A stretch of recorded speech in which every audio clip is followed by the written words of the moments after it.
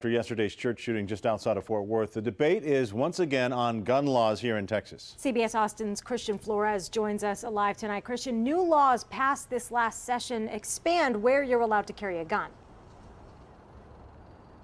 Well, opponents of gun restrictions point to laws like SB 535, which removed restrictions from carrying guns in churches as something that may have saved a lot of lives in yesterday's shooting. However, gun control advocates say it's what didn't pass this most recent legislative session as something that may have prevented the shooting in the first place. Had a clear shot, and I took the shot. In the hours after shooting and killing the man who burst into this church near Fort Worth, the church's head of security, Jack Wilson, has been hailed a hero for his quick actions. The shooter, since identified as Keith Thomas Kanunan, killed 2 people before being killed himself. Gun rights supporters have pointed to recently passed state laws as reasons more people were not killed in yesterday's shooting. The heroism today is unparalleled. In 2017, lawmakers passed a bill allowing churches to be exempt from state fees if they provide their own security, which this church did.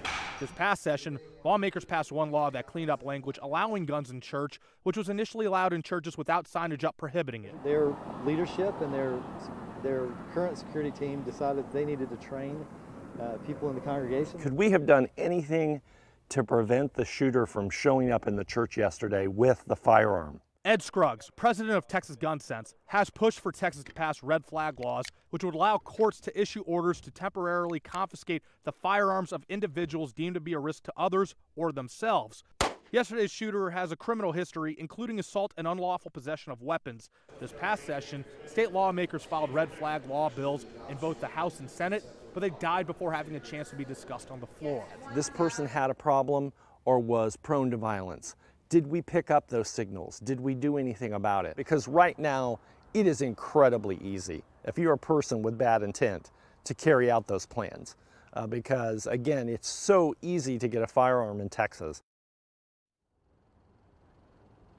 And we still don't know how yesterday's shooter got a hold of his gun. But however, after the mass shooting in El Paso, Lieutenant Governor Dan Patrick, a longtime opponent of gun restrictions, did push for background checks for stranger-to-stranger gun sales after citing a federal study that showed 80% of gun crimes were carried out involving guns bought this way. That, however, has still not been turned into a law. Reporting live from the Capitol, Christian Flores, CBS Austin News. Thanks, Christian. And authorities say Kinnunen has a criminal past and may have been a transient. In 2016, he was arrested near an oil tank field in New Jersey after he was found with a shotgun. He also had arrest warrants out of Oklahoma for aggravated assault and arrest for deadly conduct and theft out of Fort Worth.